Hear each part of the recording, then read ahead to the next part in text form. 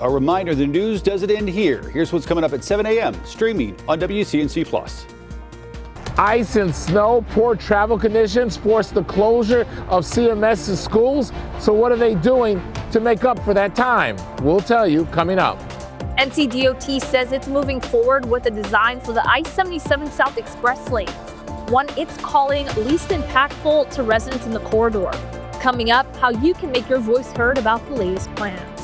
North Carolina Republicans are pushing to unlock files tied to Irina Zarutska's murder before a formal trial begins. Really hoping that the conversation is on the issue and it does not end up being a political theater. Why those records were blocked and what happens next as lawmakers build their case. And we're taking you from Charlotte all the way to Milan, Italy this morning. See how the city is preparing for the Winter Games. And why security at this year's Olympics is unlike any others in the past. Those stories and much more live, local, and breaking news coming up at 7 a.m. on WCNC+. A little snow on the ground right here in Kannapolis. That's what you'll expect, especially if you're driving there or even up in the mountains. Looking all right near and around the Charlotte metro area. The one last thing I want to let you know about for now is this crash here. It's near I-85. It's on IBM Drive between University Point Boulevard and W.T. Harris. All right, Chris, over to you. Finally, some good news. All right, this is the bottom. Then we have a mix of the 40s and the 50s, the 60s on Tuesday and Wednesday, and we will cool down again back to the 40s and 50s. But hey, we don't have any major ice or winter storms, at least over the next 10 days for now. Thank goodness. All right, make sure you join us streaming live on WCNC Plus starting at 7 o'clock.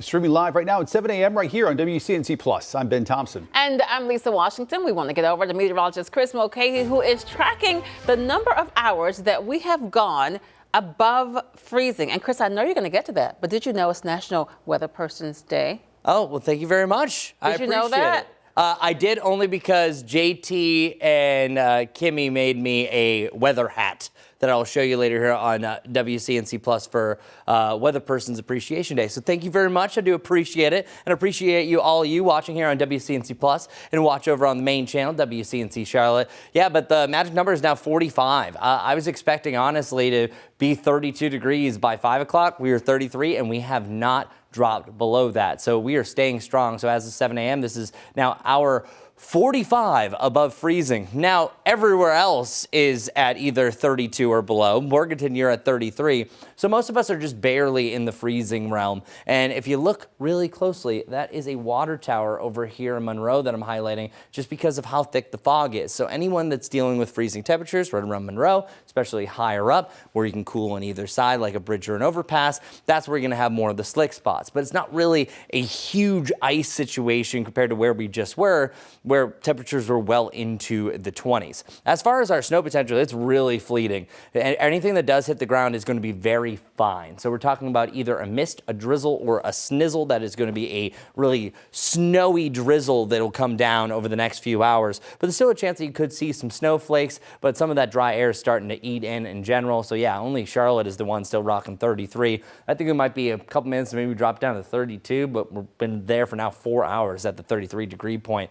Our sunrise time is officially at 7:20, and we're only reaching the upper 30s to the lower 40s, depending where you are. Sunset time at 5:56, almost up to 6 o'clock, y'all. Our weather story as we open up the book, well, this is the coolest day that we have, and then after this, we're back into the 50s and the 40s, and the 40s and 50s are going to be fluctuating from the mid-40s to the mid-50s Friday through Monday. So after we get done with these flurries and a little bit of this mist and drizzle, it's going to be drying out for the weekend. However, there is an exclamation point for the mountains, and I'm going to talk a little bit more about that. You do have a much better chance for some snow accumulation. When I say some, actually some significant amounts. So likely you're going to be under a winter weather advisory, even a wind advisory for overnight Friday heading into the weekend. 60s on Tuesday, by the way. That's where we're returning a nice little warm up on the way. Now, talking about that precipitation chance, it is going to be very light and slight over the next few hours. So here's what that looks like. We'll see a few passing flurries and even a little bit of that mist and drizzle, but then once you get to about the early afternoon,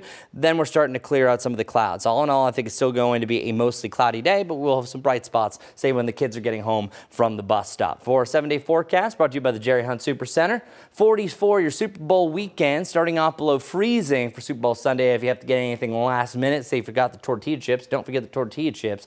And then you have temperatures back in the 50s on Monday. 60s, so good to see you. Last time we did this was nearly a month from the dates that they're going to pop. Was back on January 11th. Well, we're doing it February 10th and 11th. Good to see you again. As far as our next big precipitation chance, it's actually outside of this forecast. I'll let you know when that is, as well as a closer look at the mountains coming up here shortly. But first, Majestic has a bunch of icons, especially where we saw more snow. Exactly. We've been seeing some slick and icy spots up there, areas like Kannapolis, really along I-40. North of that, I've been showing lots of cameras out there this morning. Here's something new, though, just happening minutes ago. It's going to be right here, our newest and most important accident, I-77 northbound at Remount Road. That's exit 8. Again, you can see colors starting to pop up because of that crash. Slow-moving traffic, you can see it there. Again, northbound lanes. However, it's not anything that we haven't seen before because we have a lot of people all waking up, all heading out the door, doing what they need to do, but we also have that minor crash. They are in the chances of clearing it and putting it on the side of the road. So within the next few minutes, I suspect that we'll start to see much better conditions. Another thing that we're following will just be east of Uptown. It's going to be IBM Drive between University Point Boulevard and WT Harris. Right there, a lot of green still. It's near I-85, not on I-85 though. We'll have another check on the I-77 crash coming up soon. 7:04 now. We're following some breaking news in Charlotte this morning. We've learned Susan Robinson, Tanya McKnight, and Tara McKnight are now facing murder charges in connection to the death of 6-year-old Dominique Moody. You may remember all 3 women were charged with child abuse last month after Moody was found unresponsive at a home in East Charlotte. The Court documents show that home had horrific living conditions, and at some point, the 6-year-old girl was forced to live in an animal crate. An intentionally set fire destroyed part of that home just weeks after the investigation started. All 3 suspects are due in court this morning at 10.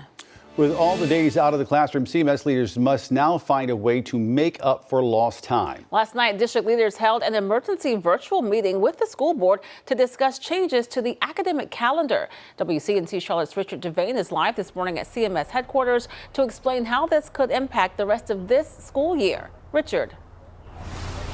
Yeah, good morning to you, Lisa. Good morning, Ben. Good Thursday morning, everybody. Basically, this is going to mean that students who would have had in the coming weeks a half day or an early release day, as it's called, will now have to spend a full day in because of the recent inclement weather as CMS tries to make up for these lost time. Now, the CMS Board of Education voted unanimously to convert 2 previously scheduled early release days, that's February the 11th and April the 29th, into full days of in-person instructions. Officials say this change will help make up for time missed due to that snow and ice and those unsafe travel conditions, while they also preserve institutional continuity for students. Now, they held that emergency meeting last night where the superintendent actually emphasized the district still meets state instructional requirements even with the disruptions, but they want to make sure that students have every opportunity for learning before the school year ends. We want to ensure our students have as much learning time in school as possible. And we know this is critically important to our students and families. So we're looking for any opportunities that could provide additional in-person instructional hours for our students in this year's calendar with the least amount of disruption. Yeah, and the district also is saying that if perchance they have to miss more days, they also have days built in to their calendar to make up for any additional days that may be missed going forward. We're right here outside of CMS headquarters. This is Richard Devane. We'll send it back to you. Richard, thanks. This morning we're working to learn more about a major police presence that shut down an East Charlotte neighborhood. We've got some video that a neighbor got when she saw police and SWAT officers flooding the Fair Market Square apartment complex near the plaza. One witness told us she never expected to see something like this outside her own home. And then these 3 black SWAT trucks come down in here and they got snipers on top. They got snipers on top. And I'm like, dear Lord, please don't let this end. Somebody dying. Please don't let nobody get shot. Please, please, God, don't let nobody get hurt. At this hour, CMPD has not said if any arrests were made. This morning, a second person is facing felony charges in connection to an officer-involved shooting in Newton. You may remember Newton police shot 18-year-old Hamon Henderson Monday while they were responding to a trespassing call. Henderson was taken to the hospital and later mistakenly released. Officers arrested him at the same apartment where they shot him. Now, 19-year-old Khalees Farley is also facing felony charges, including accessory after the fact and harboring a fugitive. Police say she is the person who called officers about the trespassing. Farley is in jail this morning with a $300,000 bond. Heads up for CATS riders. The Gold Line is expected to resume service today. It was supposed to reopen yesterday, but CATS tells us a problem was discovered during final testing. All other CATS services are operating on schedule. CATS still urging riders to be mindful of slippery spots at bus stops and train platforms. 7:09 right now. President Trump has a new view on how immigration enforcement has gone in Minnesota. We see his sit down with NBC News up next. And the Scouting for Food drive is underway. This is the 34th year WCNC Charlotte has partnered with the Scouts. This week, Scouts are dropping off door tags. If you get one, Scouts will be back at your home Saturday morning to pick up your donation. Make sure you leave your items in a bag on your doorstep by 9 a.m. Now, if you don't get a door tag, you can still help. Just text Scout for Food to 50155 to make a monetary donation. Every dollar donated helps those who are hungry.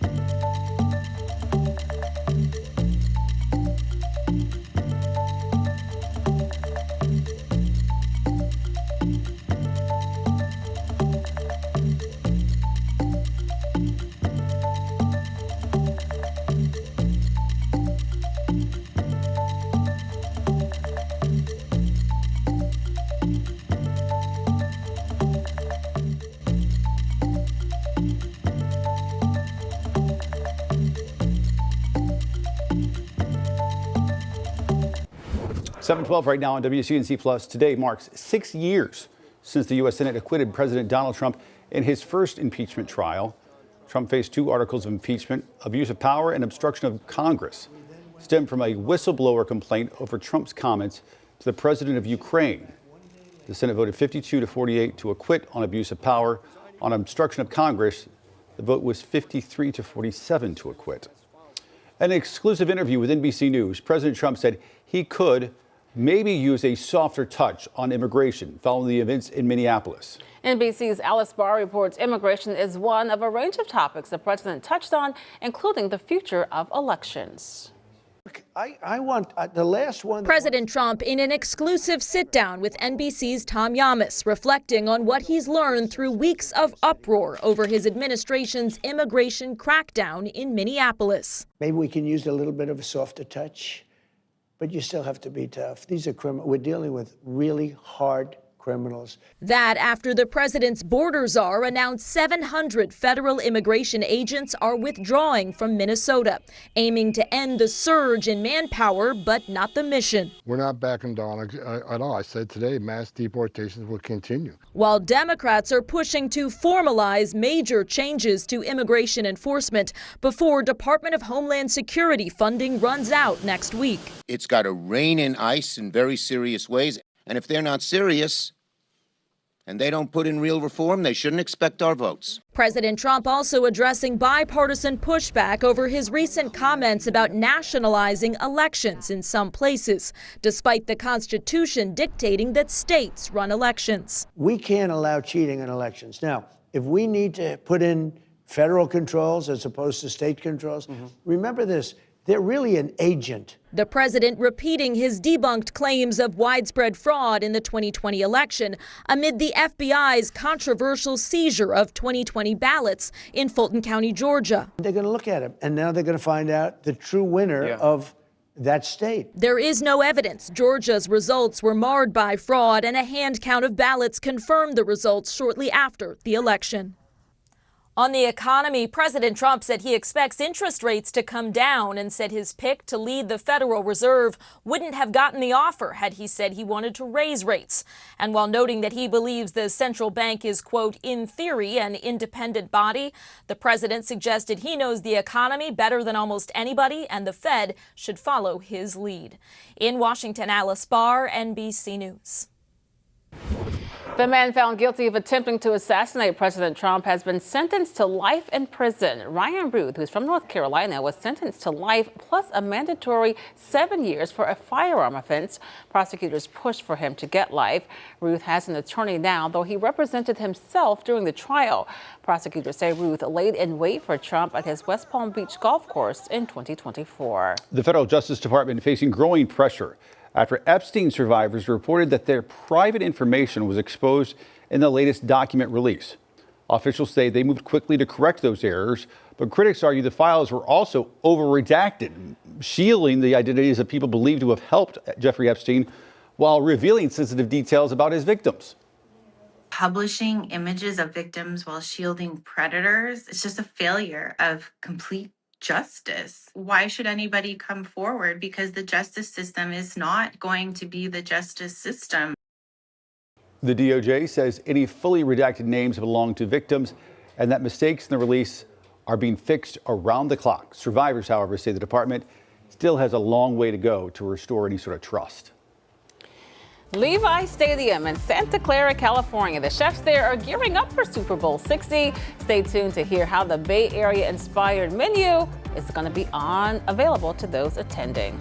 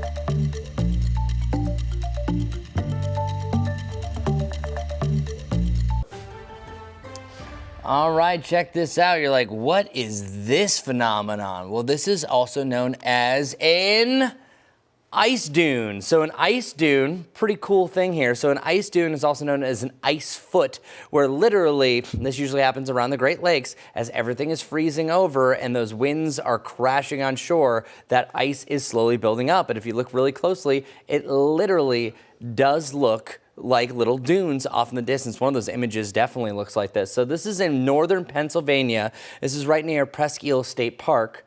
And then it looks like it is going to be a ongoing freeze around Lake Erie, Lake Michigan, where much of the lakes are now at least 50% frozen over. Certainly, we're looking here on the northern part of Pennsylvania. Really cool. So the new weather term of the day is ice dune. So I didn't actually know this.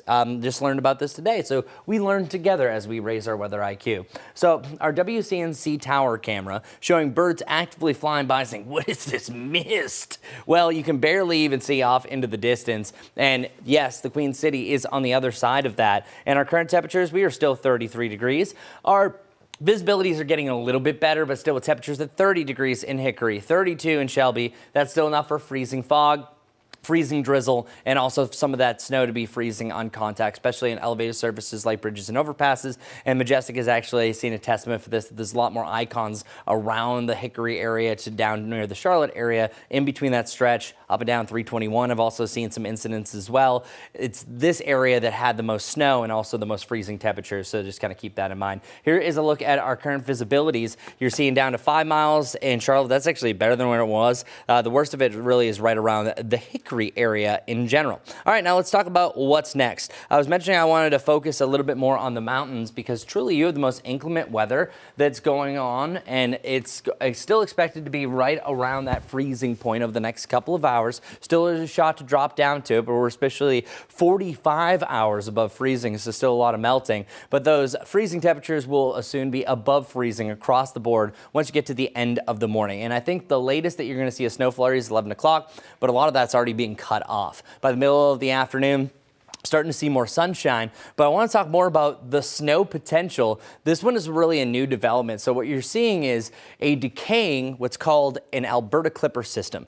If you lived in the Midwest, you know these very well, especially around the Great Lakes. These are just constant, quick-moving, low-pressure systems, moving fast like an old clipper ship, coming and originating from Alberta, Canada, and sometimes the energy can work its way down to us, and that's exactly what we're going to see. It's going to be a big burst and a lot of orographic lifting. That's literally the rise of air up the mountains that forms snow in the mountaintops. That's why above 4,000 feet is going to be the heaviest snow that starts in the morning, continues most of the afternoon. So Boone, you could have up to 1 to 2 inches. Banner, Elk to north, you'd have 2 to 4, and I think even more than that on some of the mountaintops. Slight chance for maybe a sprinkle or two on the backside of this, trying to push in the Charlotte area, but most likely staying dry. And those winds are also going to be strong as well. Check it out. Gusts up to about 50 miles per hour. So we could have some isolated power outages in the western side of the Carolinas. 40s for the Super Bowl weekend. After that, big warm up. Looking forward to the 60s 2 days on Tuesday and Wednesday. So nice to see above average trends.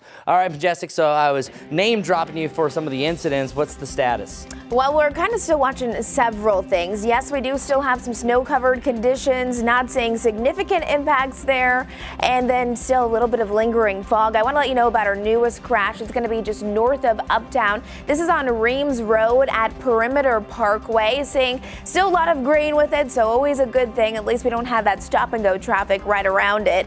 Just to the south, though, this is on I-77 northbound at Remount Road. That's exit 8. I was talking about this just about 10 minutes ago, and we're seeing nice clearing conditions, so not really seeing that stop-and-go traffic no longer around it. If you take Independence, we do have a crash there this morning. Inbound lanes between Briar Creek Road and Pecan Ave overpass. Still a lot of green, and then over to the east, Sharon Amity Road at Milton Road. Keep those things in mind as you're heading out the door this morning, seeing a little bit of snow popping up on parts of I-85 between Kings Mountain and Gastonia. Very, very light, though. We'll have another check on roads coming up soon.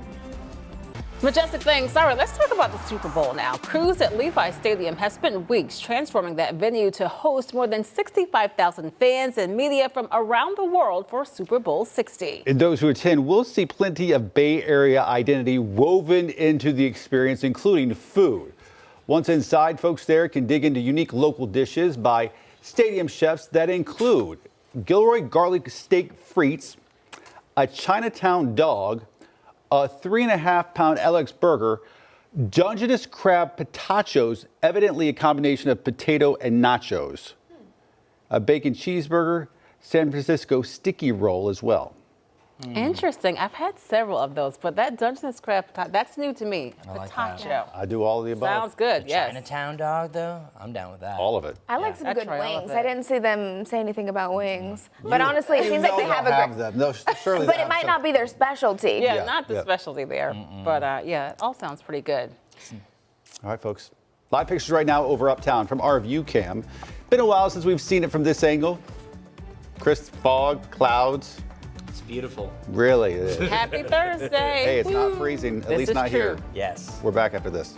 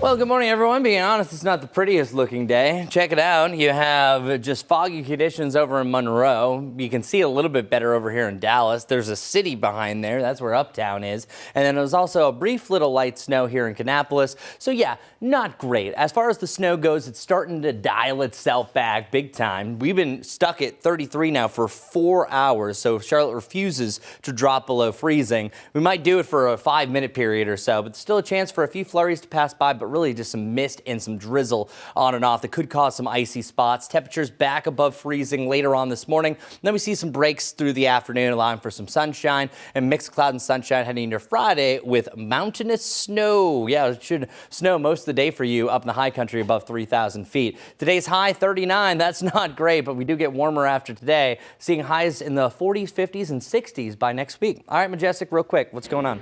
Wanted to show you one of our cameras coming in from the mountains. It is all wet. Those roads are. We did have a light dusting of that snow, but not really seeing any big problems when it comes to driving conditions. We're following everything, though, for you on WCNC Plus. South Carolina cameras continue to look fine. If you're coming in from York County, Independence does have a crash at Briar Creek.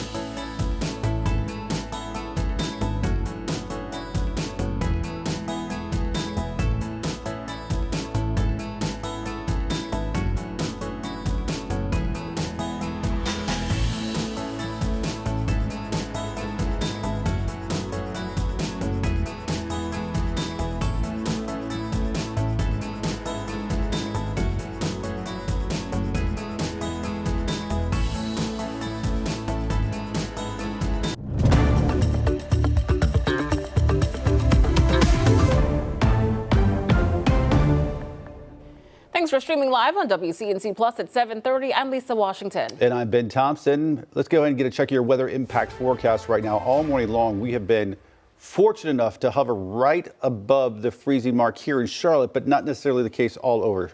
Chris? Yeah, and it's 30 degrees right now around Hickory. Some of that snow is starting to dial itself back, but we still have some active mist and drizzle from place to place. You can see a little bit better over here in Rock Hill. You're at freezing. Charlotte, usually a little bit warmer than most. It's like, I refuse to drop down to 32, so you're still at that 33 degree point, but honestly, sometimes a degree makes all the difference. Now, since we're so close, elevated surfaces like bridges, overpasses, those are always going to freeze first. There will be some slick spots here and there, and then some of us, especially north of the 485 loop, did see a little burst of snow. I saw some over in Kannapolis, over in Lincolnton as well, so you might have a light dusting, like barely even a trace on some of your cars. More so, though, measurable snowfall between Morganton over to Hickory. Had a little burst here that's been just setting up, and now not much is actually coming down. You might actually see some snowflakes, very fine, but some drier air starting to eat that up. Our futurecast showing that this is going to linger, dancing on and off throughout the morning. And it's really taking its time because you have this little bowed out trough that is draped across the area. And it's taking its time trying to get out of here, so that's why that's really lingered to the northwest. And I am extending our snow flurry chance, even though I don't think there's really any major impacts from it, until at least 10 to about 11 o'clock, even though I think most of it's going to be done at that point. As far as how today is going to act, I think you will have a little bit of a break here in the afternoon. Check it out before those clouds start to move back in, mix of clouds and sunshine for your Friday. But then look at that.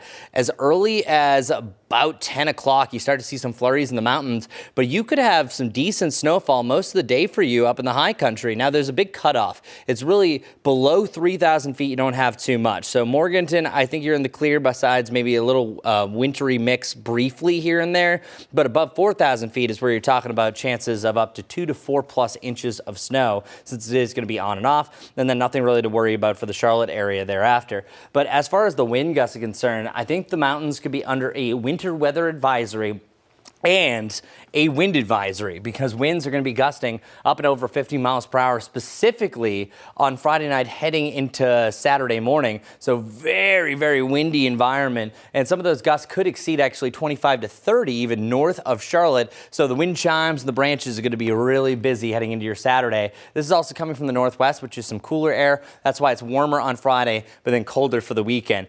Down to 46. We don't really recover much for our highs on Sunday, but it's a decent warm up though, starting off at 24 and ending at 45 for Super Bowl 60. That's going to be a fun time. We have the 50s on Monday and then 2 days in the 60s finally. Literally, it's been a month since we've done that. It was back on January 11th, and now it looks like we're going to be back in the 60s for February 10th and 11th. All right, Majestic, take it away. What's going on? Good morning, everyone. Even though we don't have snow here in Charlotte right now, we are seeing still some snow-covered conditions out there in the mountains, and those roads are just wet at this point. Little mist and drizzle still coming down in some of our cameras, so you're just going to have to be ready for a day like that. Wanted to show you I-77. This is coming in from York County. It is going to be slow moving heading inbound. Of course it is. It is just after 7:30. A couple of accidents to highlight for you. This one here is on Independence. It's the inbound lanes between Briar Creek Road and Pecan Ave. It's that overpass right there. And then once we're heading over towards the west, this is going to be I-77 northbound at Remount Road, exit 8. It was backed up earlier this morning, but we're seeing great improvements. I have a feeling that icon is going to disappear here soon. This white here is indicating where we could have some very light snow, maybe a little bit of a dusting out in your neighborhood, out towards Kings Mountain, South Gastonia, Crowders, and then we do have slow moving conditions on I-85 as people are heading inbound. That's what I'm looking at for now. We'll have another check on roads coming up soon. All right, Majestic, thanks so much. Well, happening tonight, neighbors along I-77 will meet to fight back against a newly approved state plan to install toll lanes from uptown south. It's a plan that will impact thousands of commuters, thousands of homeowners, and likely you too. WCNC Charlotte's Destiny Richards now live in West Charlotte. She's along I-77 at Clanton Road with more on the state's preferred plan for this project. Destiny.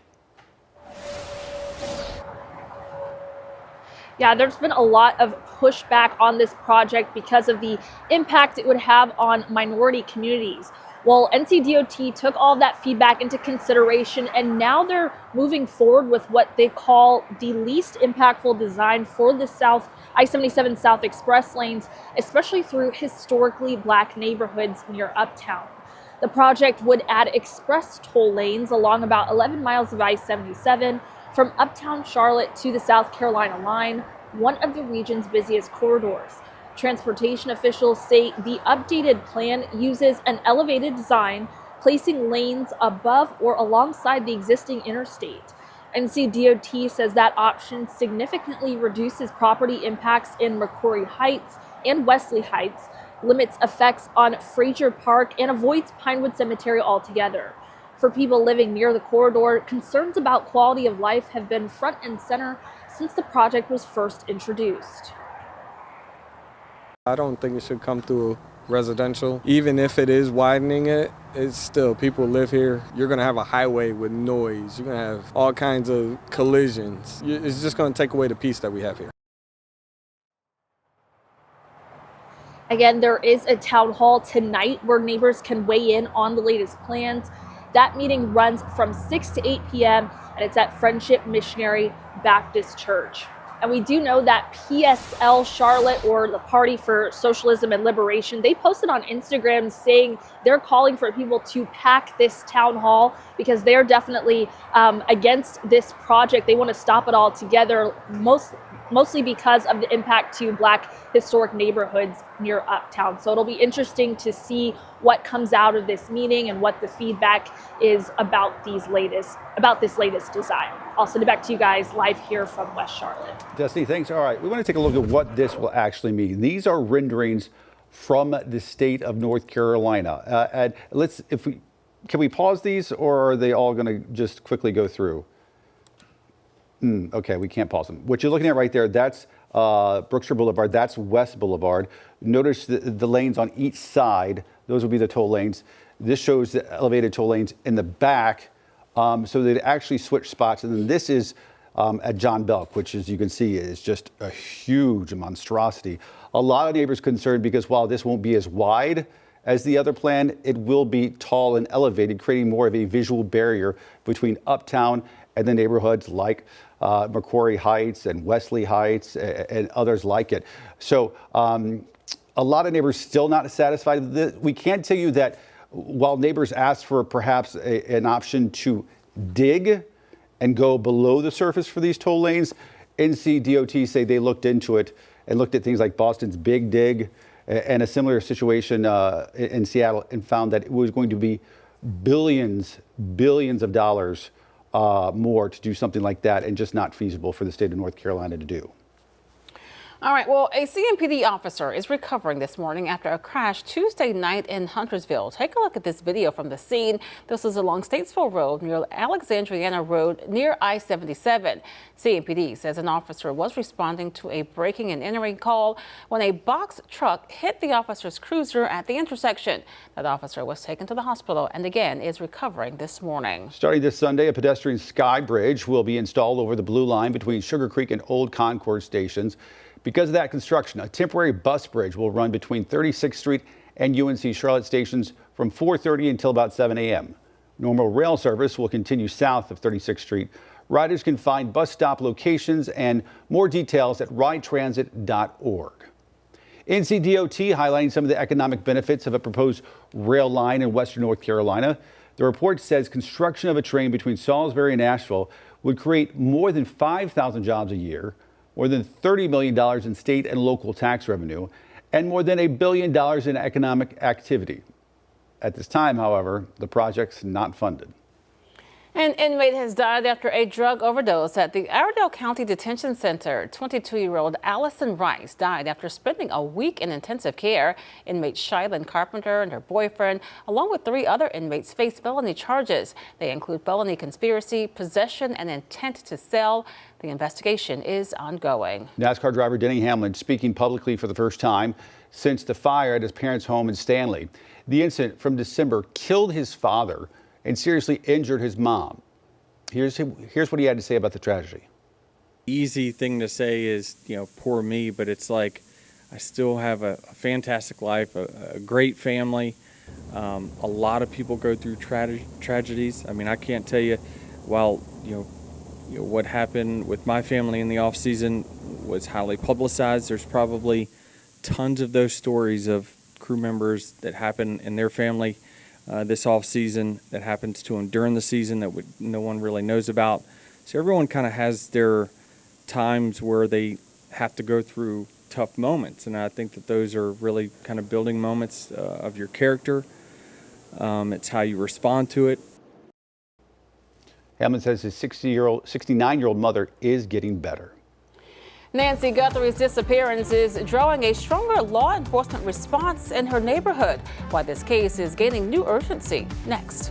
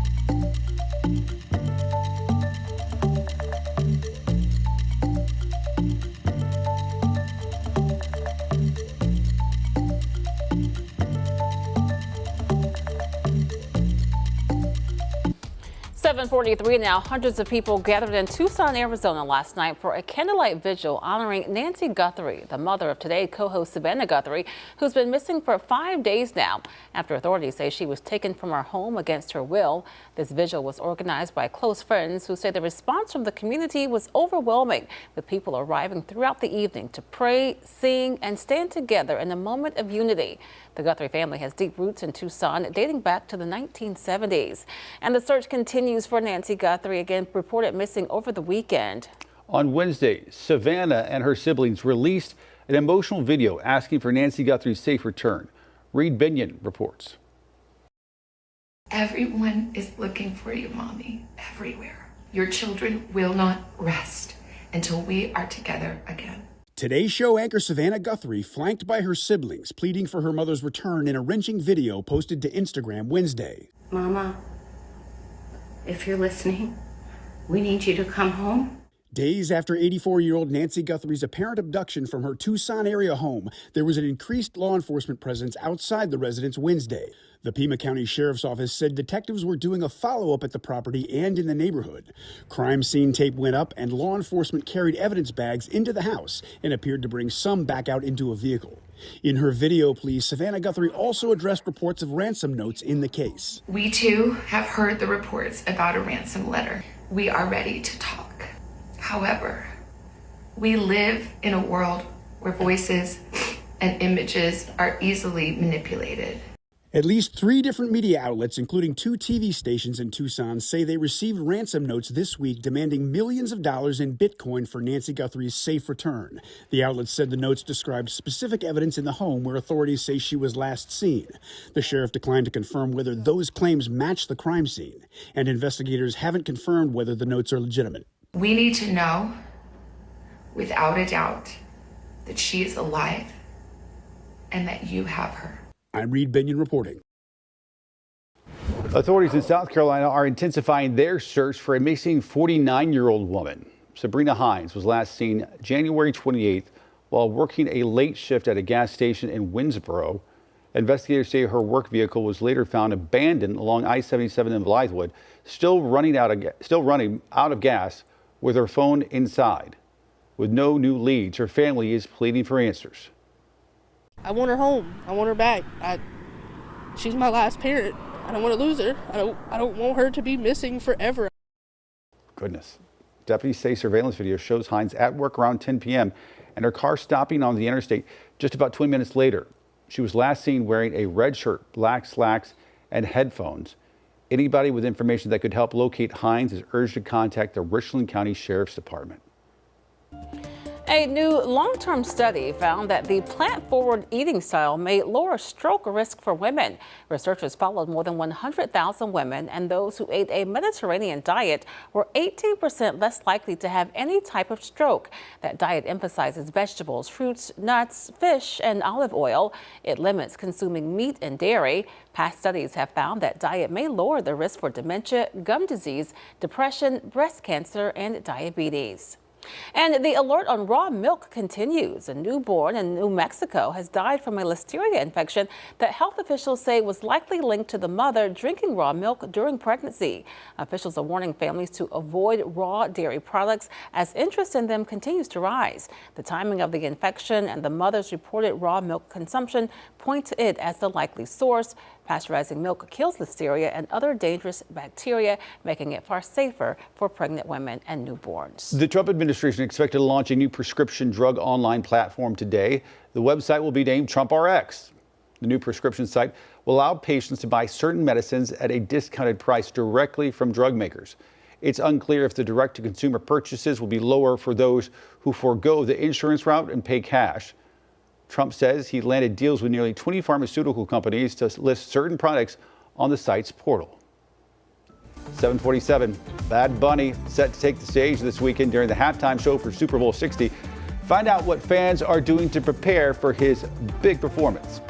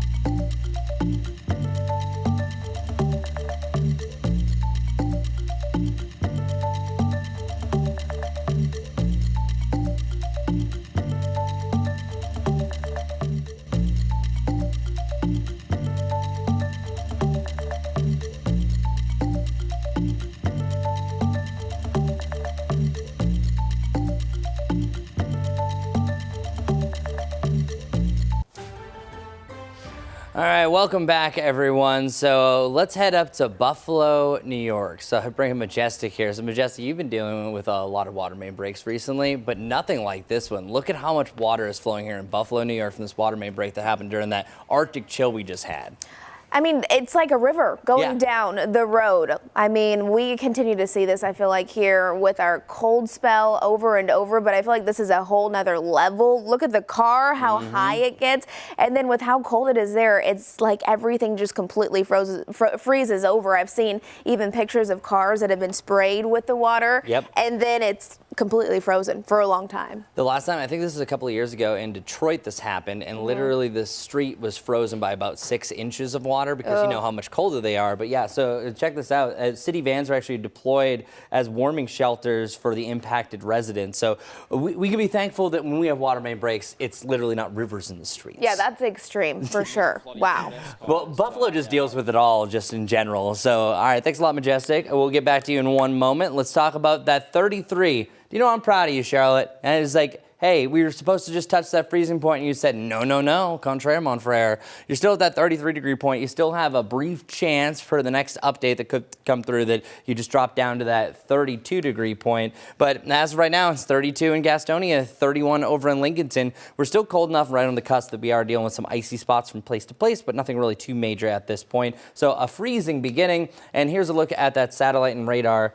We don't really have too much that's really popping up. It's like if you look really closely, we have a little burst of snow just around the Hickory area. Same thing over in Morganton. This eventually is going to become a little bit more fleeting going forward because right now we're dealing with a little bit of a trough. But notice what happened. It was bending over. Now it's started to spread out. So we're losing the lift of this. So as this works its way further off towards the east around this low pressure system, it's actually going to start to fade out. So it's actually starting to head in opposite direction from what we had. So instead of moving towards the Charlotte area, Charlotte, I think at most you're just dealing with some of that mist and drizzle. All right, this is a good opportunity to head to my 10-10-10 forecast.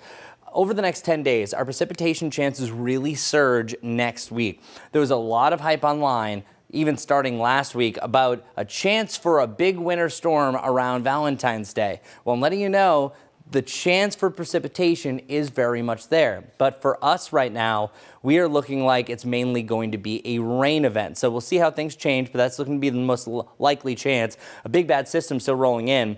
That'll cool us down from the 60s, 50s to the 40s, but here's the hope. The 60s on Tuesday, Wednesday, mixing with the 40s and 50s, and our lows still above freezing. So here in Charlotte, at least, it looks like mainly just a cold rain associated with that. So we'll monitor that closely as it gets a little bit closer to Valentine's Day. All right, Majestic, take it away. Any water main breaks this morning? No, thankfully not. It's been quiet as far as that goes, and a lot of our roads actually have been looking a lot better over the last day or two because of those warmer temperatures. We've seen a lot of that snow continue to melt off, but now some of us are waking up to a fresh dusting of snow like out there in Kannapolis. It's gonna be one of those days where if you're traveling, especially if it's a road trip, you just need to be careful and be prepared for changing conditions. I-77, this is coming in from York County, South Carolina, looking all right. Haven't had any problems there. Still a handful of ongoing problems as we're changing it over to my map. This is probably one of the biggest things. It's right on Independence, inbound lanes,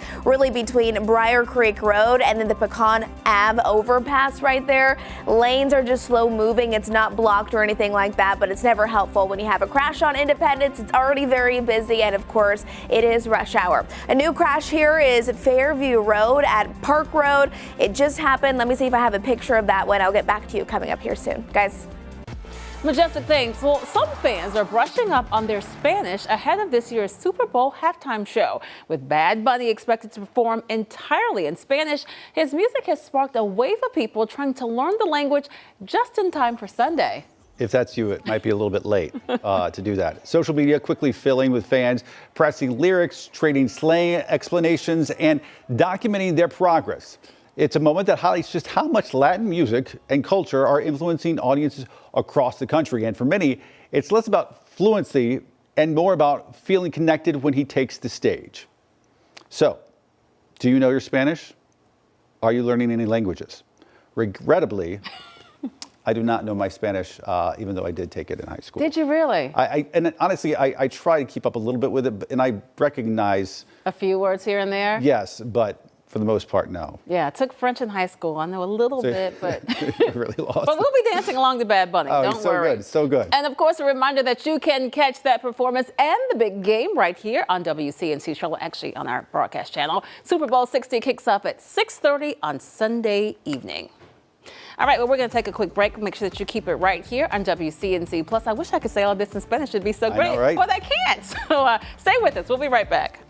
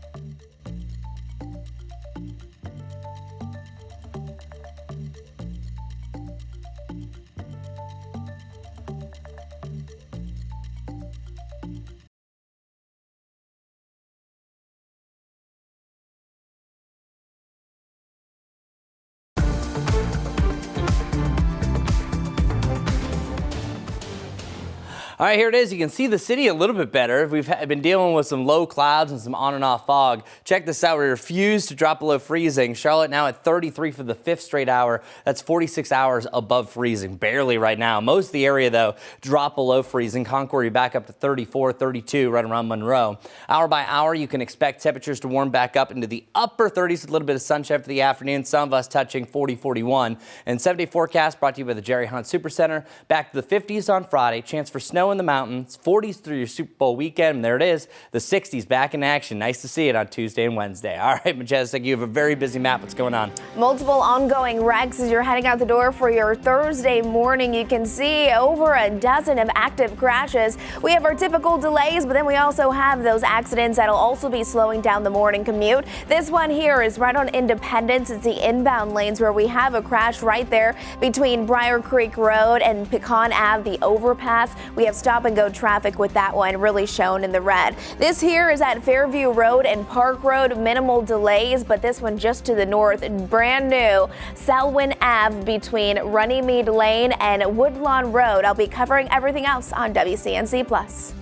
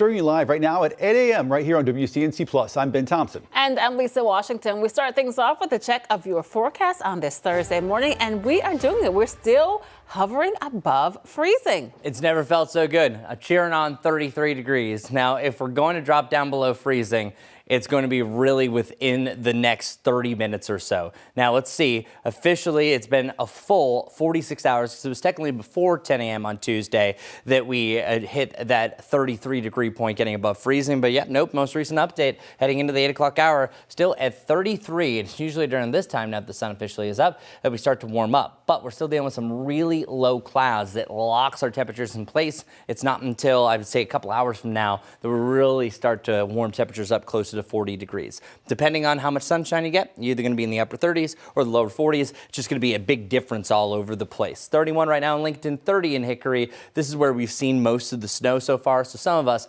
are waking up to a light dusting of snow. Nothing too problematic, but still take it easy. You know what to do. Your WCNC tower camera, check it out. You can see the buildings actually before, really for the majority of the last 3 hours. You couldn't even see uptown. That was showing how low this deck of clouds has been. And that's also showing that it's now starting to lift. So that's good news for us. And the more it lifts, the more it shifts, the eventual sunshine is coming around the corner. But since we still do have some of the temperatures that are below that freezing point, we still have some mist, some drizzle, and some fog. So there's a chance for some freezing fog or freezing drizzle from place to place. That's really over the next, I'd say, hour or two. And then we're going to be good to go because temperatures will get back above that freezing point. As far as the main axis of where we've been seeing precipitation, it's been right in here. Now, this is just some measly flurries and the rest of us dealing with mist and drizzle and all of the above. Notice what happened, though. We had this little trough that spread out this way. So we're losing the lift, and eventually it's going to work its way down towards the south around this low pressure system and then fizzle out for the morning. So our hour-by-hour forecast, we're staying cloudy. I think we're ending our precip chances and drying out by the late morning. For the afternoon, we got sunshine for a few hours, temperatures in the upper 30s. But as I mentioned, some will see the sun a little bit longer. It just depends where you're going to be. So it's not really a, hey, we clear and we're sunny. It's really going to be intermittent clouds all in all. So I just want people to note that it's going to be the coldest day of the week. Then after that, things are actually on the up and up. I really like the way things are trending. And check it out for our 7-day forecast brought to you by the Jerry Hunt Super Center. We have temperatures that are jumping back to 52 tomorrow. Now, tomorrow comes with a mix of cloud and sunshine. I think we have more clouds for the afternoon. Could have a couple of darker clouds where it looks like it's going to rain. I think at most it's really just going to be a few sprinkles. Most of the activity is up in the mountains, which, by the way, I'm going to spend a lot more time coming up just talking specifically about the mountains. I'll show you a snow total map, what you can expect. And then we have about the mid-40s both Saturday and Super Bowl Sunday. Then our warm-up commences, 55 right around Monday, and then lowered to the mid-60s Tuesday and Wednesday. The stat that I've been dropping here, we have not been in the 60s here around the Queen City since January 11th. So at that point, it'll be almost exactly a month. All right, Majestic, take it away. A lot of icons. What's going on? Something. I mean, we have a lot of issues this morning. Look at all those icons on my map. Now, the good news is I'm not seeing anything significantly delaying I-77 or I-85, not even a big crash on I-485. So while I do have a lot of icons right now, most of them are relatively minor. This one here, I'm seeing yellow with it. They just cleared it off to the side. It was I-77 southbound at West Boulevard. Slowed people down just a bit, but again, starting to see some nice improvements. Heading to the north, this here is on Eastfield Road between Long Common Parkway and Prosperity Church Road. We do have delays coming in all directions there. Another thing, and honestly I think this has been the most impactful one, it's right on Independence. All the orange. This is already an area that it really gets backed up even when there isn't a crash. Independence inbound lanes, there is a crash there right by Briar Creek Road. So take it easy as you're heading out this morning. We are following some breaking news in Charlotte this morning. We've learned Susan Robinson, Tanya McKnight, and Terry McKnight are now facing murder charges in connection to the death of 6-year-old Dominique Moody. You may remember the 3 women were charged with child abuse last month after the 6-year-old girl was found unresponsive at a home in East Charlotte. Court documents show that home had horrific living conditions. The girl was forced to live in an animal crate at times, and an intentionally set fire destroyed part of the home just weeks after the investigation started. All 3 suspects are due back in court this morning at 10. With all the days out of the classroom recently, CMS leaders must now find a way to make up for lost time. That's right. Last night, the district leaders held an emergency virtual meeting with the school board to discuss changes to the academic calendar.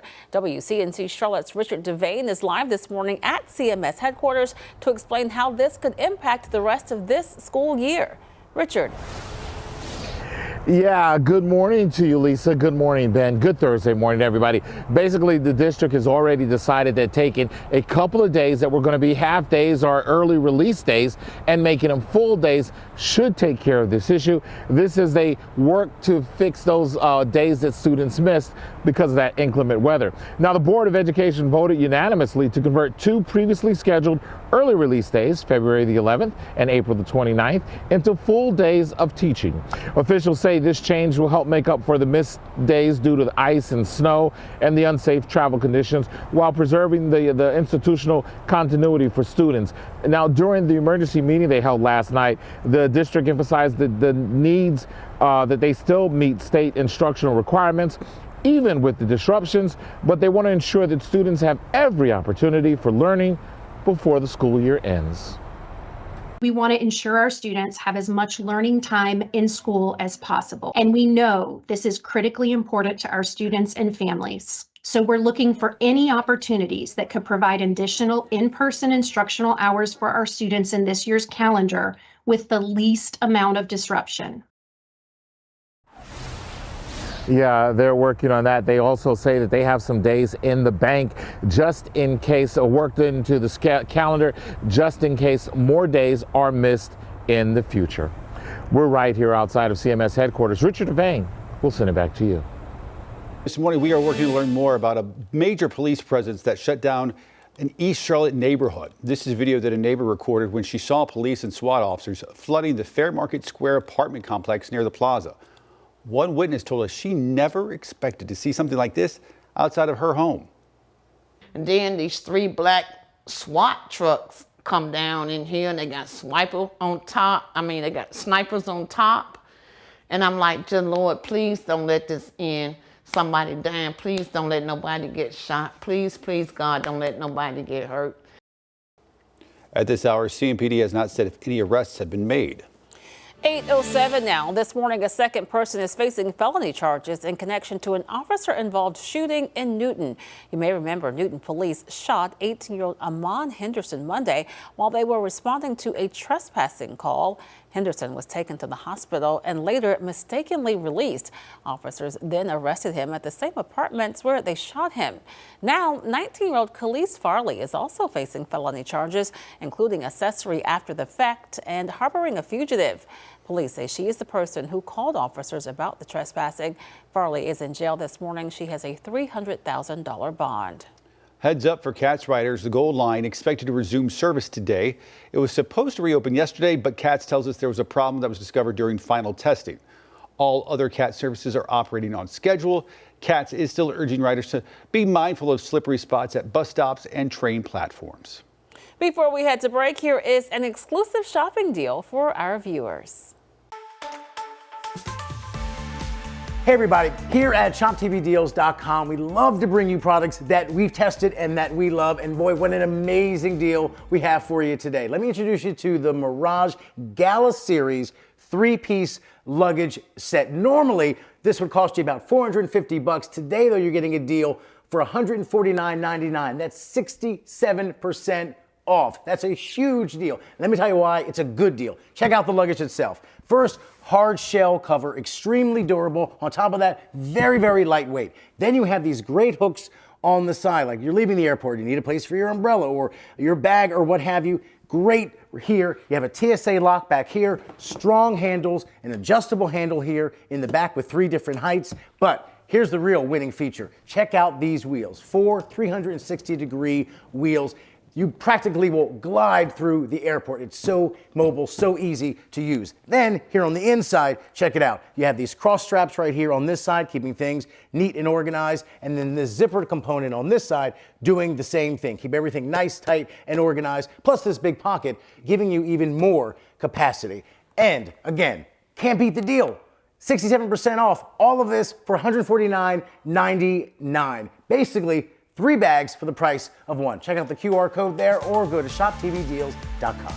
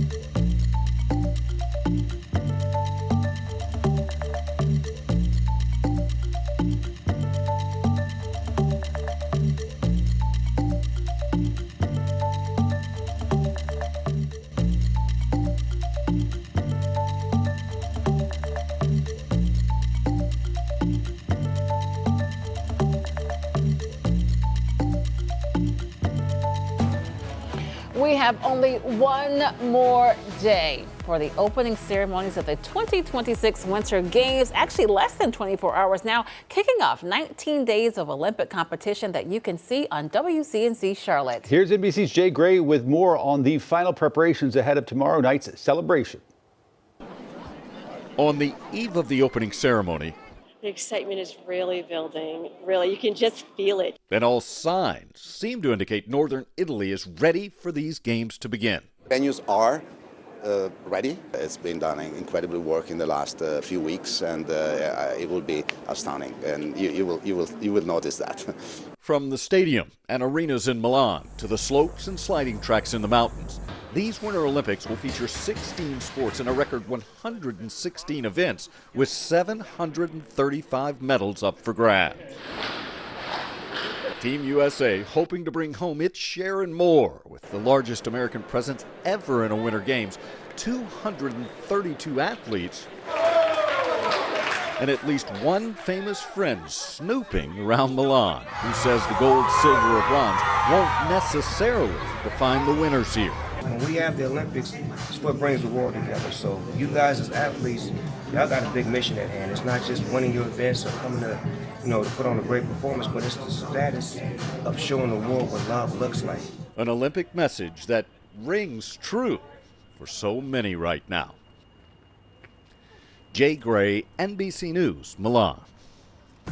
Thanks a lot, Jay. All right, so I've talked about the Charlotte area, but then sometimes we overlook the mountains. So I want to really solely focus in on your forecast for tomorrow because you're the only ones that have a chance for some significant snow, which areas could see up to 4 inches plus. That and more coming up.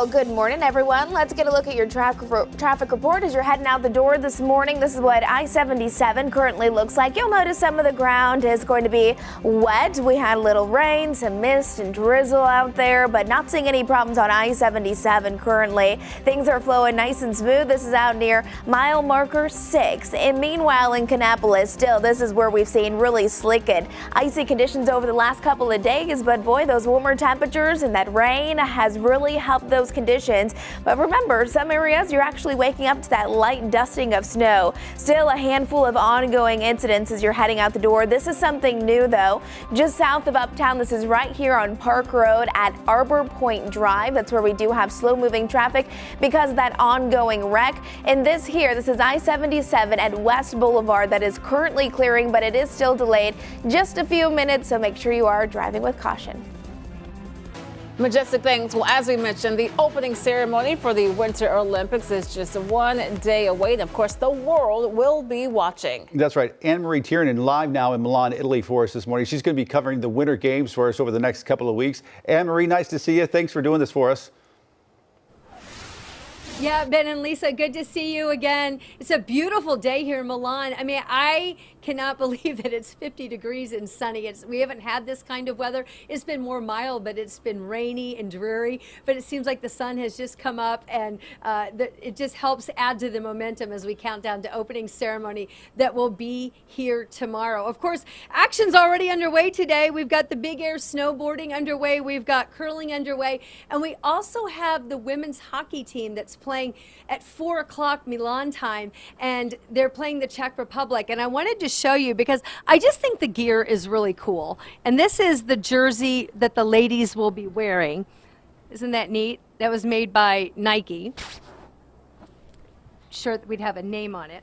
But a lot of times these have Easter egg in them, and it's right here on this collar, and it says Land of the Free, Home of the Brave. And here, I'll hold this up here because I'm kind of moving it around so you can see that there. But you know, what a great memento for the athletes to have this. And you got to think that when they're done that, you know, they're going to hopefully get a place on the podium. They are highly favored along with Canada to be in the gold medal match. And to have this, I'm calling it a jersey. It's a sweater, by the way.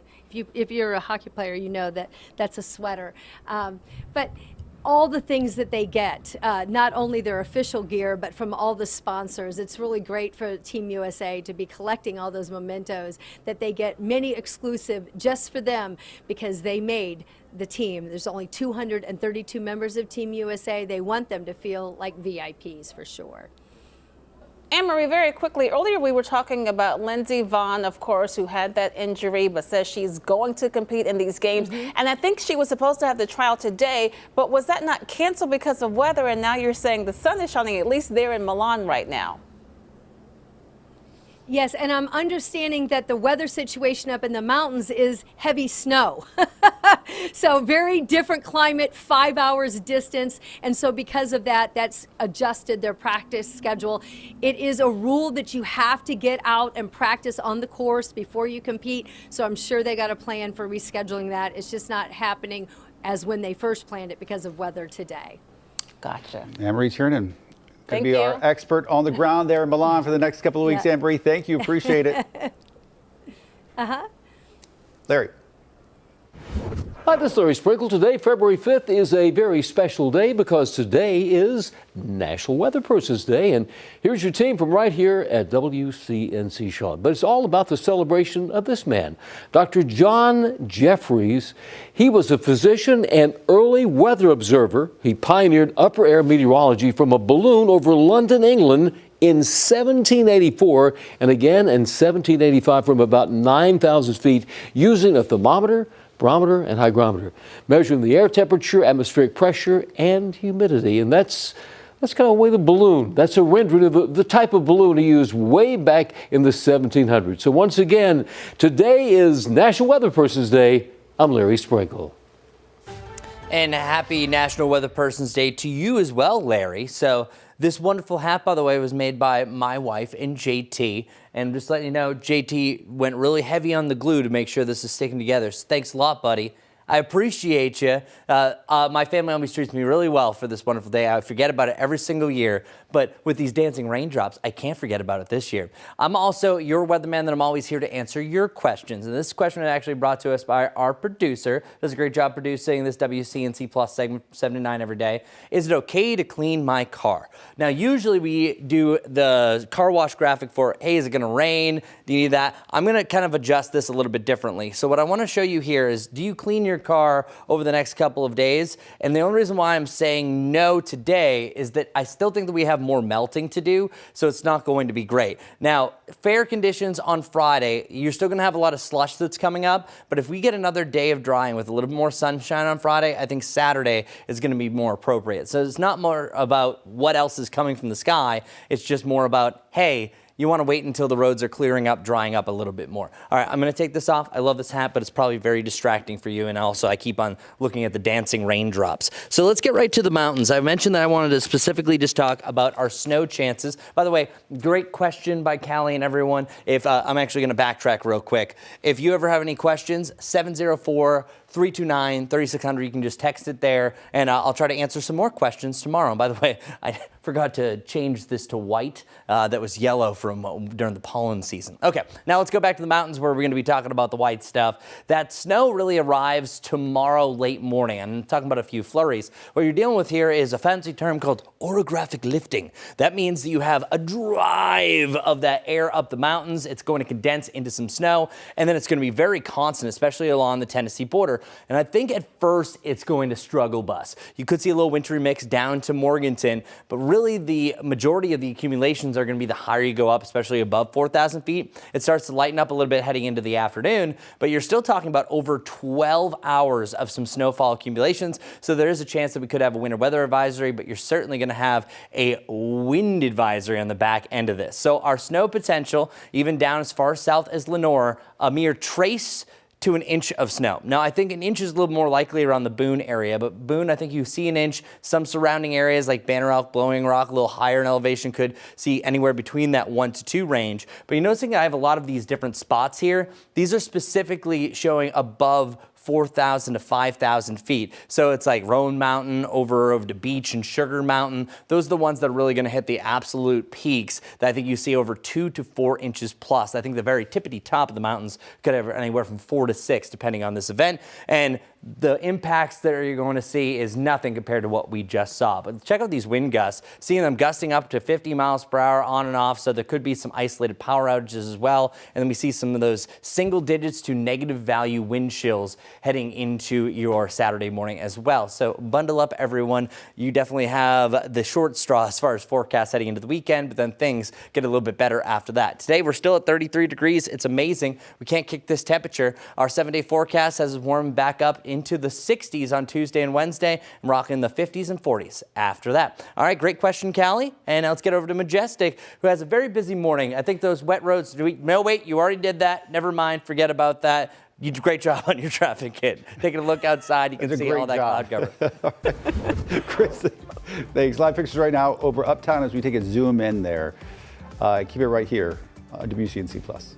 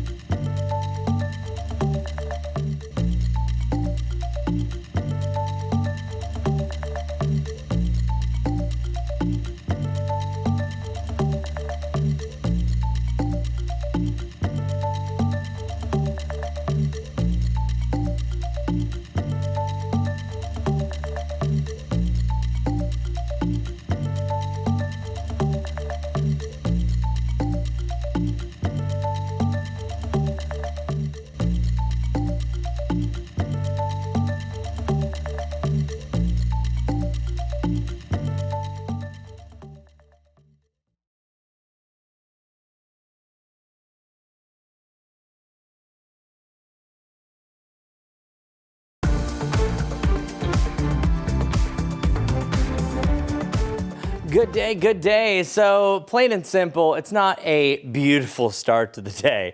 Kannapolis, you still have a little fresh snow that came down in some places. You have some fog and lower clouds hanging out over the water tower in Monroe, and things are getting a little bit better. At least you can see skylines. Still have some lingering snow flurries, mainly northwest of Lincolnton. Slight chance that we have a few passing flurries in the Charlotte area over the next couple of hours, but no major impacts. All in all, today is going to be a cloudy to a mostly cloudy one. The best chance of sunshine, I think, is mid to late afternoon, where the upper 30s still feeling like around freezing with the occasional wind gusts. Our 7-day forecast brought to you by the Jerry Hunt Super Center. Back to the 50s, mountain snow, and then we have the 40s for your Super Bowl weekend, but a nice little warm up, 50s and 60s heading in the middle of next week. All right, Majestic, those wet roads definitely caused some problems this morning. We have our typical delays. You can see it here, but also a handful of ongoing crashes. 485, I-77, yes, all the things. And then look at all those icons, over a dozen of accidents currently in place. One thing I do want to point out is we do have one, unfortunately, inbound lanes on Independence still not cleared right there at Briar Creek Road. We're following every single accident for you this morning on WCNC Plus. We'll see you over there in just a couple minutes.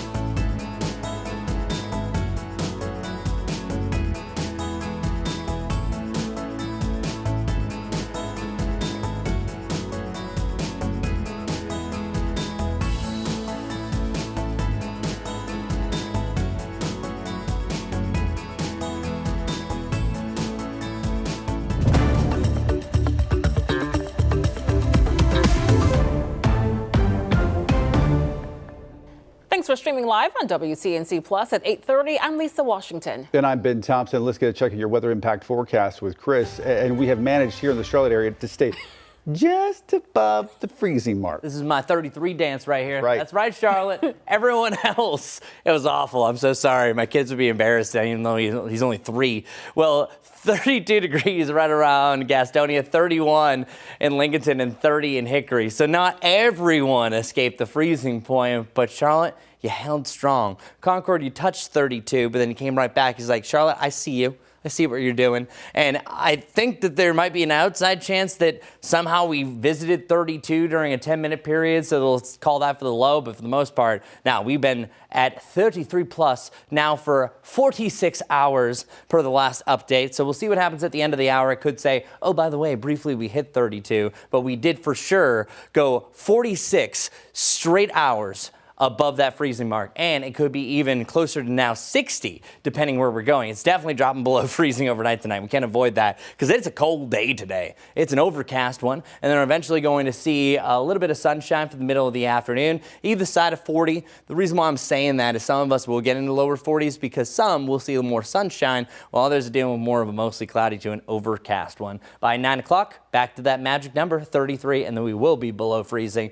by 10 and 11. You can see the Queen City. You couldn't see anything most of the morning. That means that low deck of clouds is slowly starting to rise up, so good news there. Our satellite and radar also has less snow. We've been seeing some pretty consistent snow flurries for about 4 or 5 hours between Morganton and Hickory, so that's where we've seen most of the accumulations. But now that this trough is starting to spread out and break down a little bit, you're going to start to see this really weaken, but there's still a chance that some of these flurries could slide down towards the south, and Charlotte could see some passing snowflakes. National Weather Service also over in the Raleigh district was calling for 3 of our counties, that's Stanley, Anson, and Richmond County, to be under winter weather advisory for that chance of some freezing drizzle, which we've been having on and off throughout the course of the morning. So here's what it looks like in our futurecast. Still dancing a flurry chance up until about 11 o'clock. Not a big impact at that point because we're already above freezing for most of the Charlotte area. We'll be back a couple degrees above by that point, so you can still actually have snow as cold or warm as 38 degrees.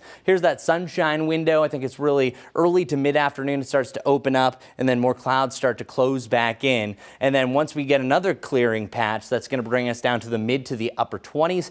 So anything that we do not evaporate today will be more black ice. I think it's a bigger black ice concern tomorrow because we're much colder than what we had today. And then going forward, we've been either in the lower to the mid 40s for 3 straight days. Today's the only day that really separates itself from the rest. And then tomorrow, 52 degrees, which was the average for most of January. Now our average is up to 54, but I can get to where we need to be because we're at 54 now. It eventually moves to 55 just in time for us to be in the back end of that 7-day forecast. 55 on Monday. I did have to bring that down from 60, so it looks like we have some slightly cooler air, but the good news, lower to the mid 60s Tuesday and Wednesday with the weather system starting to sneak in behind this. I'll have actually a little bit more on that and looking more at that mountain snow as we lead up to opening day of the Winter Olympics and also Super Bowl Sunday right here on WCNC Charlotte. All right, let's get right over to Majestic. What's the status as we're starting to close out the 8 o'clock hour? Good morning, everyone. Wanted to show you my map before I bring up all the icons because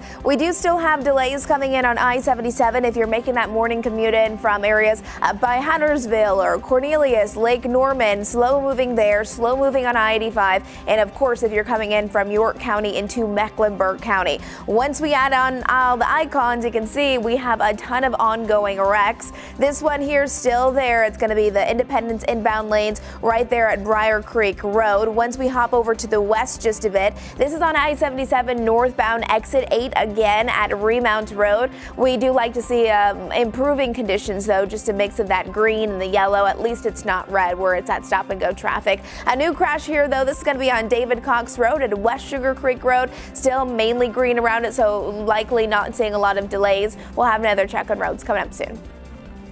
Majestic things happening tonight. Neighbors along I-77 will meet to fight back against a newly approved state plan to install toll lanes from uptown south. It's a plan that will impact thousands of commuters, thousands of homeowners, and likely you as well. WCNC Charlotte's Destiny Richards now live in West Charlotte. She's at I-77 at Clanton with more on the state's preferred plan for this project. Destiny.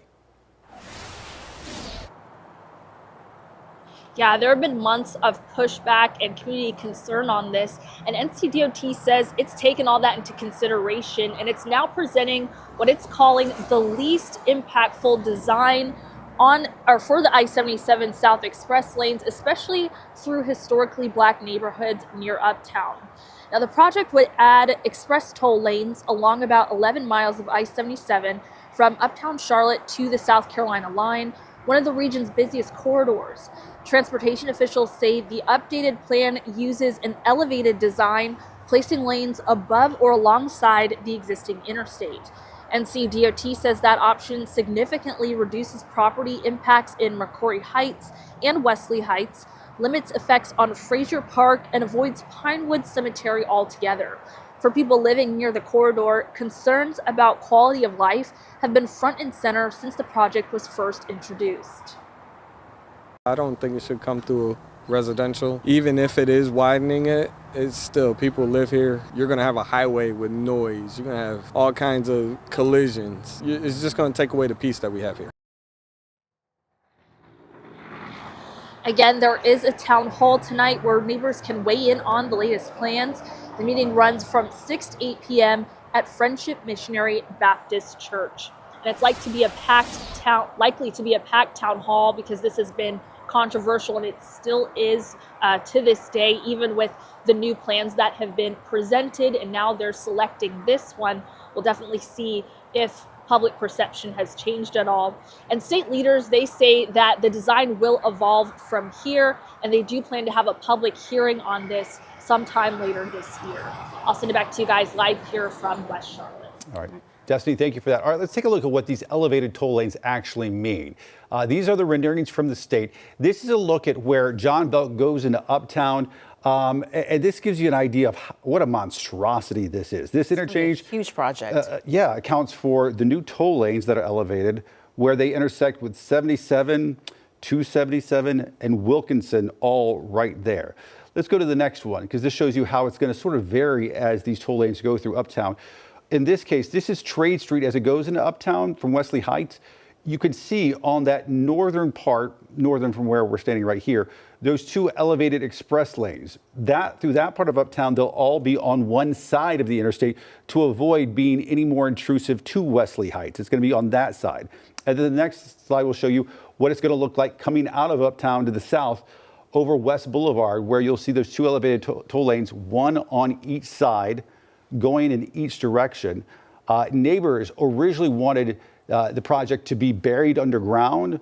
NCDOT says, you know what, we looked into that, folks.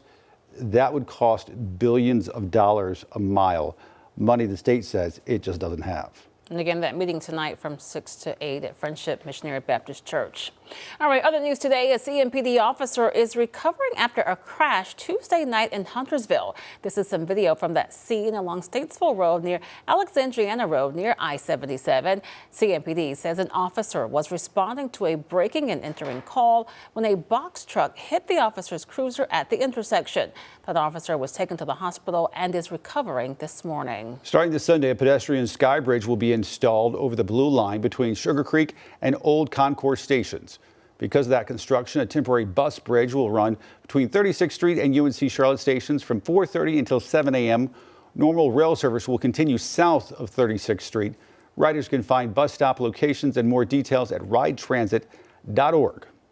NCDOT highlighting some economic benefits to a proposed rail line in western North Carolina. The report says construction of a train between Salisbury and Nashville would create more than 5,000 jobs a year, more than $30 million in state and local tax revenue, and more than $1 billion in economic activity.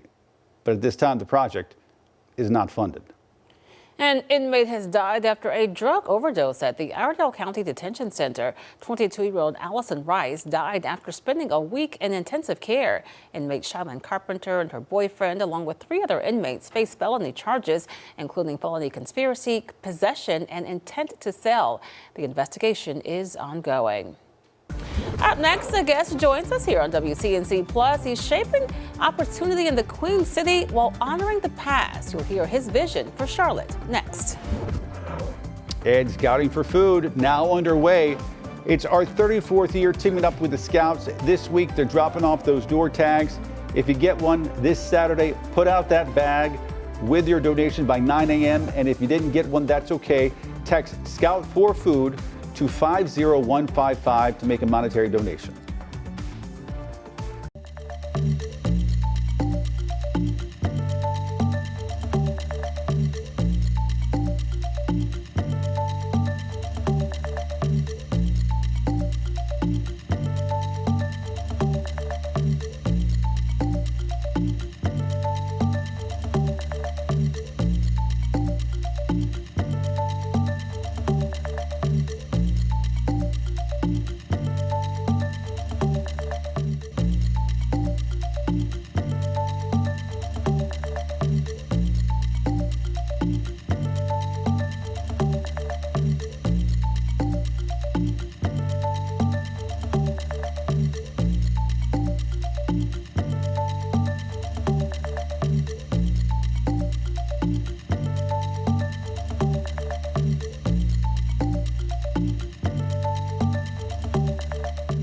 Okay.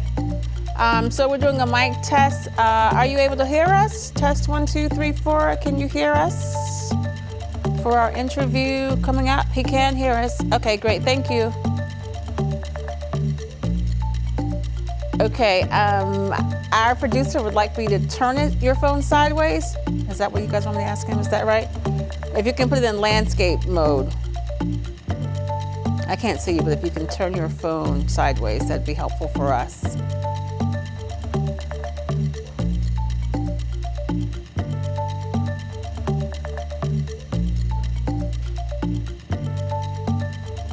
Is the video on? Okay. Okay. It's good. They say thank you. That's good. Sure.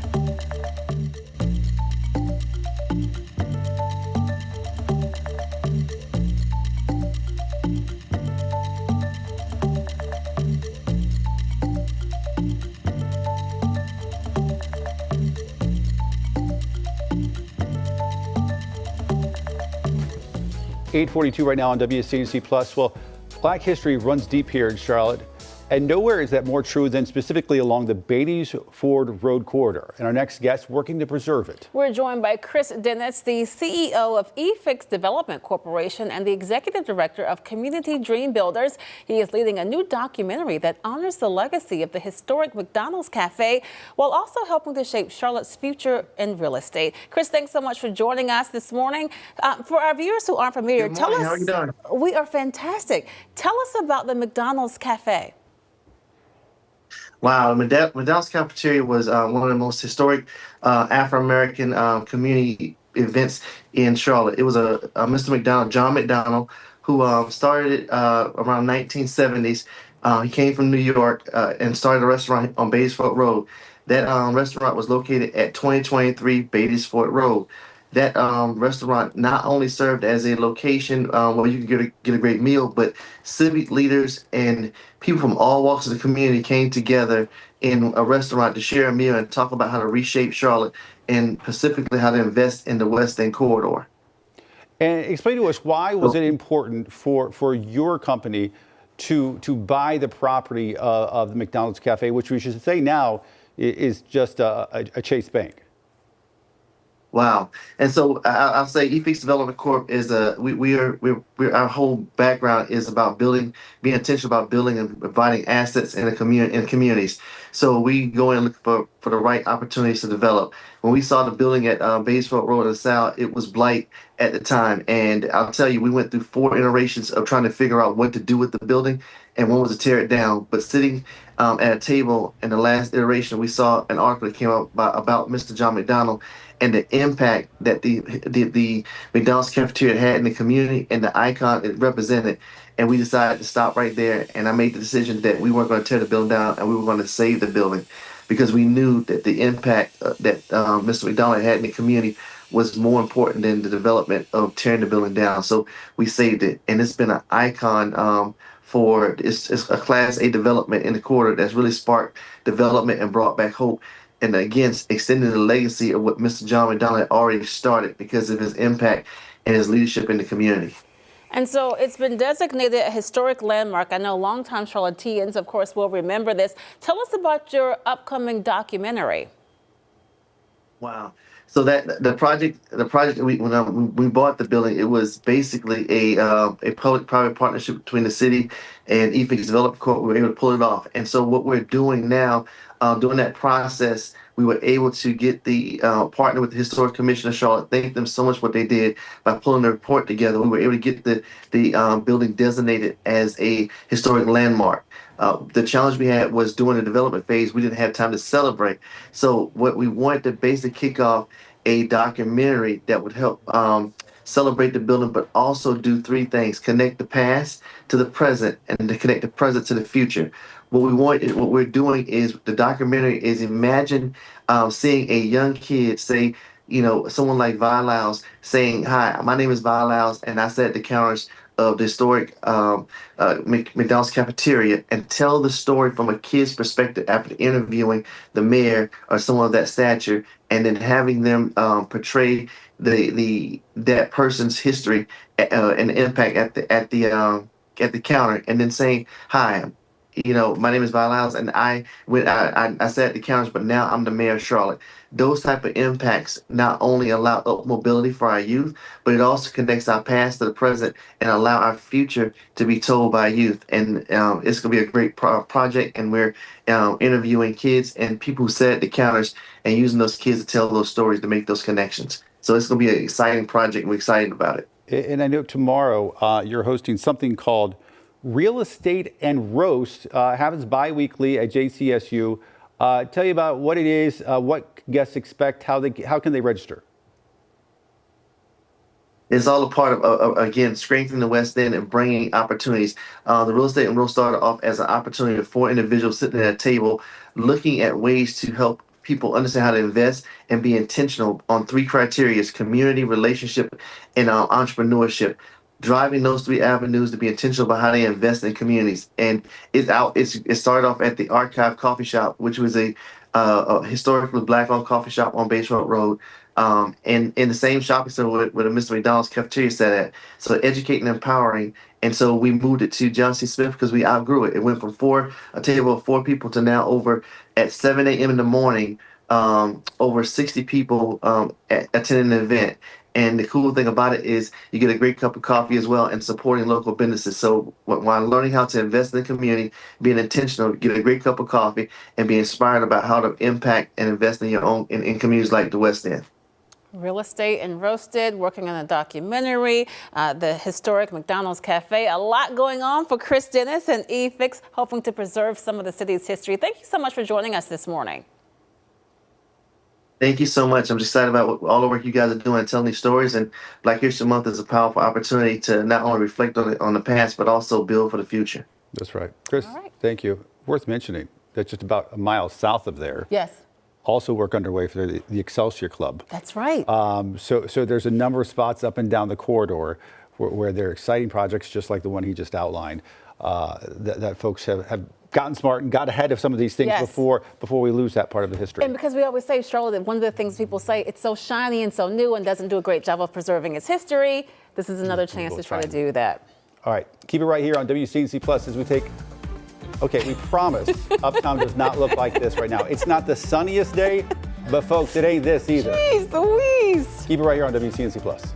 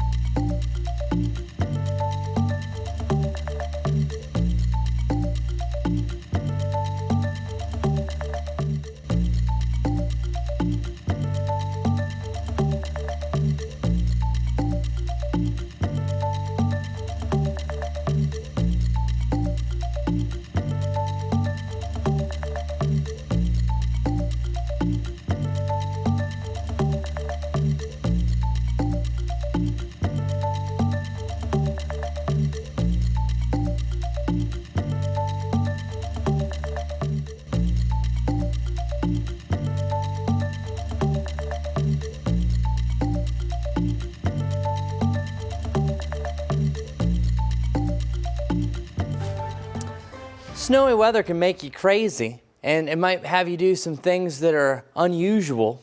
Check it out. This is where my people are from, up in New England, finding odd ways of saving spots after the snow. Like, I don't know, for me, I'd probably just move the chair, but people are using chairs and cones and other things. And there's a lot of beef forming up in New England where people are just trying to reserve their spots. I actually have seen some rough videos that people have been shoveling out their spots, and then somebody goes to parks and they're, hey, it's a dogfight out there. You have to do what you can to be able to park. Have you ever been to around the Boston, Massachusetts area? Parking is my least favorite thing to do around there. So people are doing everything they can to preserve their shoveled spots, and some people just leaving their car in the snow, like that person right there. Meanwhile, parking is okay right here at Charlotte Motor Speedway. There's no race, but you can see the big difference where the sunshine usually impacts that part of the parking lot compared to where some of the RVs are off into the distance. So some parking lots are A-okay. Hopefully nobody's really competing so far this morning. As we had just shown, no, it is much brighter in the Charlotte area, and then you can see in the bottom right there, still some lingering snow. We had a quick little dusting in some parts of Kannapolis. Well, all in all, it is just a cloudy and dreary start, but temperatures still rocking and rolling right around 33 degrees. But I want to move on to our next system. For one, we will still have a chance for a few flurries to fly through this morning, and then we start to dry out. High temperatures either side of 40 degrees, still a chilly day overall. But then coming up next, we're going to have a chance for snow in the mountains primarily. So there could be snow seen, say around Lenore over to Morganton, chance for an inch around Boone, but really it's going to be the higher elevations that are going to have a better chance. So this really puts in perspective right around Sugar Mountain, Beach Mountain tops, seeing upwards to around 4 inches of snow. Meanwhile, it's the Boone, Banner Elk, Blowing Rocks, some of the more populated areas, seeing a range of 1 to 2 inches when all is said and done. This could change a little bit by tomorrow, then maybe we up things by an inch, but as of right now, I think it's going to struggle at first to really hit the ground. But another thing I have to mention, the winds. I think you're going to have a wind advisory at least, maybe even a high wind warning in some parts, because gusts are going to get up to around 50 miles per hour. How's that going to feel? Check this out. It's feeling more like 11 come 10 p.m., negative 16 for you in Boone come 9 a.m., but hey, it's not much of a pretty picture around Charlotte. Still feeling like the single digits to the teens starting off your Saturday, so it's still going to be a colder day. That's why we only have highs in the 40s, on and off freezing wind chills. Much better than next week, 50s, changing even though the 60s for a couple of days.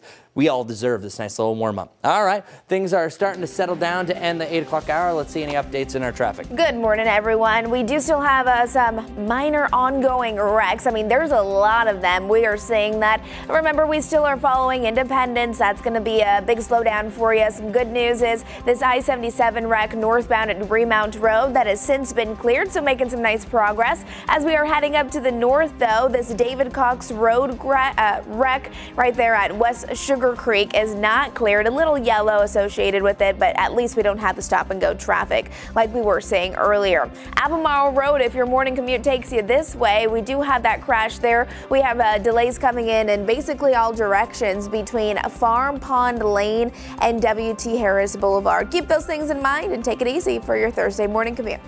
All right, folks, we're going to take a quick break, but keep it right here on WCNC Plus. Coming up next, our Nick Sturtevant is going to join us live from the top of the hour over from our live Impact studio. Keep it right here.